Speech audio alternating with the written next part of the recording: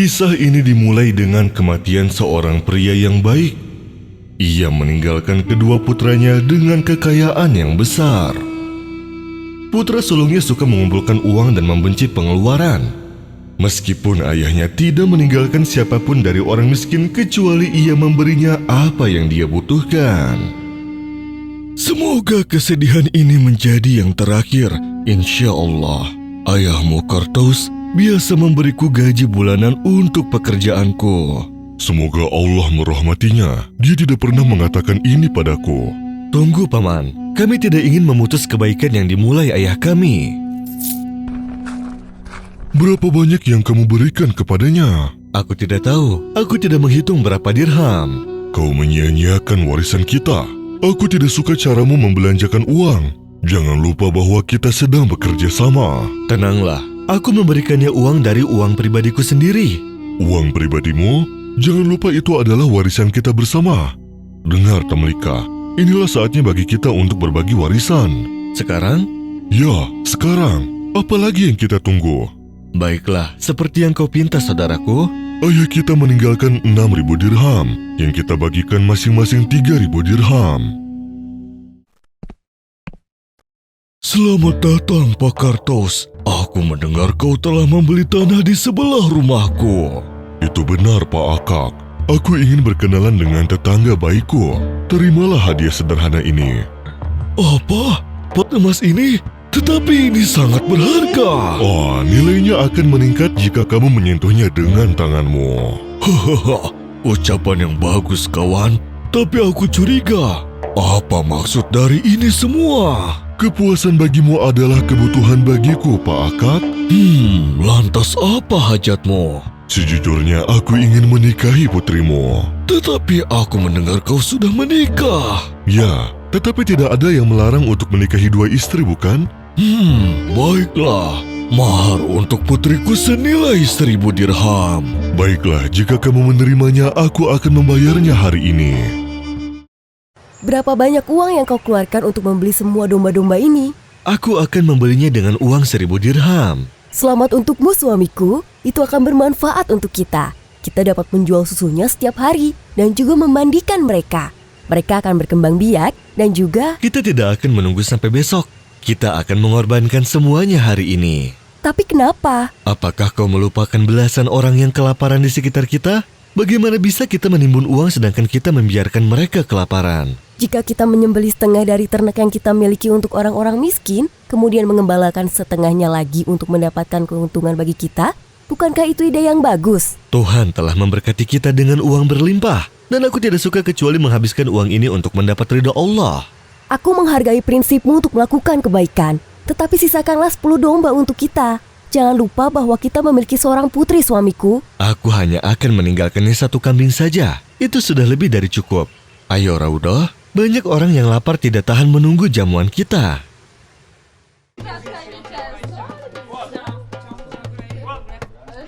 Selamat atas pernikahanmu ini, wahai saudaraku. Apa ini? Kau mengolok-olok aku? Kenapa kau berkata seperti itu? Bagaimana bisa kamu datang memakai pakaian tua dan usang ini di hadapan para tamu dan juga mertuaku? Tetapi ini yang terbaik yang aku miliki, saudaraku. Ini jubah ayah kita. Tidakkah kamu mengingatnya? Dan apa ini? Kau datang kepadaku dengan menunggangi seekor keledai yang sakit? Hei Kartos, mengapa engkau tidak mengenalkan tamumu kepada kami? Maaf. Dia hanyalah teman lama. Mengapa kau membeli pakaian yang mahal ini? Apakah perkataan kakakmu kemarin sangat mengganggumu? Ini bukan untuk kita. Bibi, berapa banyak anggota yang ada di dalam keluargamu? Ada 14. Ini, ambillah. Hai Sabihah, bawa ini untuk bibimu. Semoga Allah memberikan keberkahan untukmu, wahai anakku. Begitupun dengan engkau, wahai bibiku. Aku mengerti. Ternyata dirimu memang sangat baik, suamiku. Alhamdulillah, kali ini kamu setuju denganku. Aku tidak setuju denganmu, karena kau hanya memperdulikan dirimu sendiri dan kebaikanmu saja. Dengarlah, jika uang dapat membeli akhirat, maka sangatlah bodoh kita membeli dunia dengannya.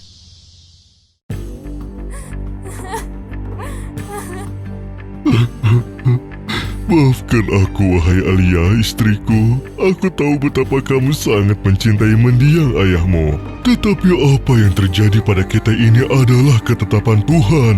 Kau tahu kalau aku tidak percaya pada Allah Tuhanmu itu.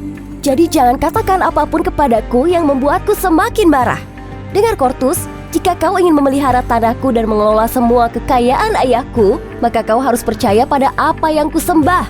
Kepada ini, Apakah kau mengolok-olok Tuhanku? tidak. Aku melihatnya sangat agung. Melihatnya dengan baik saja tidak cukup.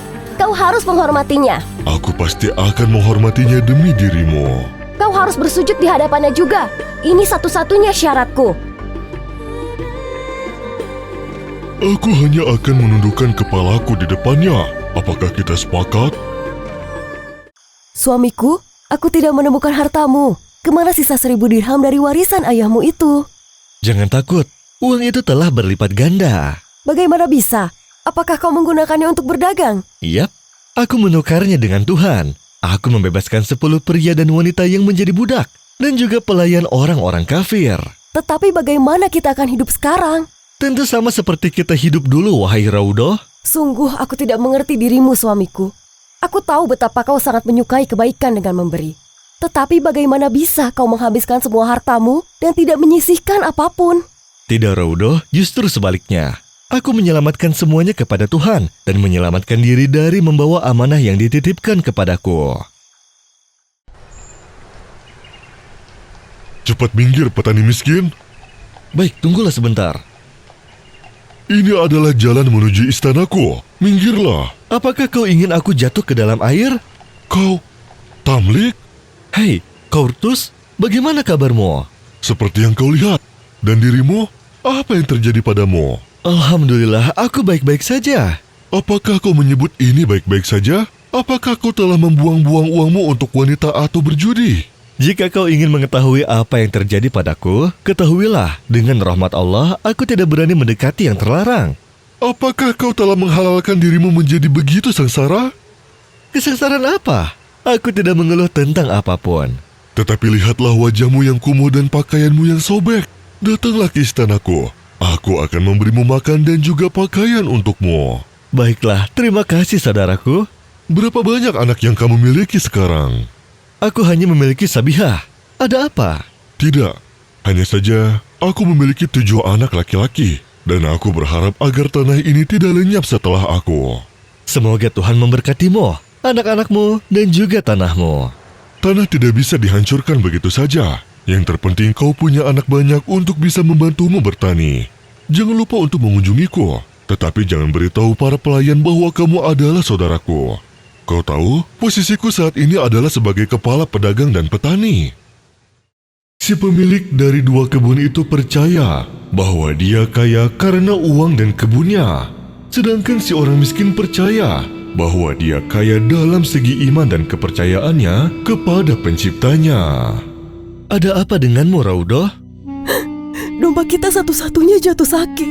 Apa yang harus kita lakukan sekarang? Tenanglah, kita akan berusaha mengobatinya semampu kita. Kita tidak dapat lagi memerah susunya atau memanfaatkannya. Lebih baik kita bergegas untuk menyembelihnya. Bertakwalah kepada Allah. Bagaimana aku bisa menyembelih domba yang sakit dan memberinya kepada orang-orang dengan dagingnya? Haruskah kita memberi makanan dan minuman ini secara gratis? Sejak kita lahir ke dalam kehidupan ini, Allah memberi kita makan, memberi kita minum, dan menyediakan itu semua bagi kita secara cuma-cuma. Dia maha kaya dalam ibadah kita kepadanya. Maksudku, bagaimana kita dapat memberi makan gadis kecil kita? Jangan khawatir tentang apa yang bukan milik kita. Allah pasti akan memberi rezeki untuk kita.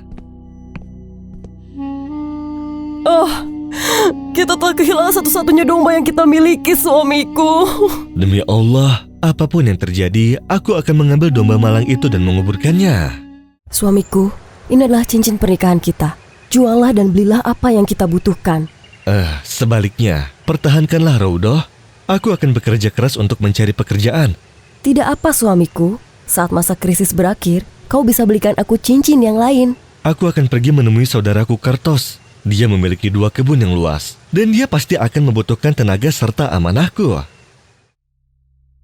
Kau tahu bahwa buah anggur rusak jika tidak dimakan tepat waktu? Aku tahu, tetapi apa hubungannya dengan mengambil emasku dan menjualnya? Aku butuh banyak uang untuk mengimplementasikan ideku. Lantas, apa idemu itu? Kita memeras anggur, mengisinya ke dalam botol kaca, dan membiarkannya sampai menjadi anggur yang lezat. Tetapi para petani di sekitar kita miskin, bahkan tidak mampu untuk membeli makanan. Lantas, siapa yang akan membeli anggur-anggur tersebut? Betapa naifnya kamu. Aku akan menjualnya di seluruh belahan dunia kepada orang-orang kaya dan terkemuka. Sehingga kita tidak kehilangan satu buah anggur pun dan melipat gandakan kekayaan kita. Ah, ide itu kedengarannya bagus. Aku telah mempelajarinya segala hal. Percayalah, kita akan mendapatkan banyak untung darinya.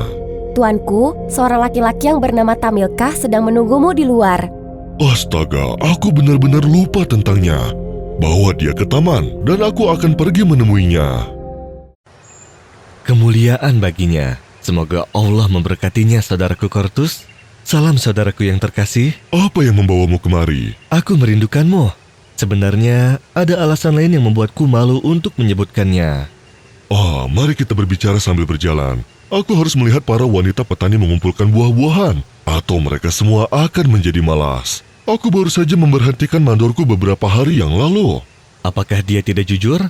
Ya, begitulah, dia tidak jujur. Maha Suci yang mengatur penghidupan kita.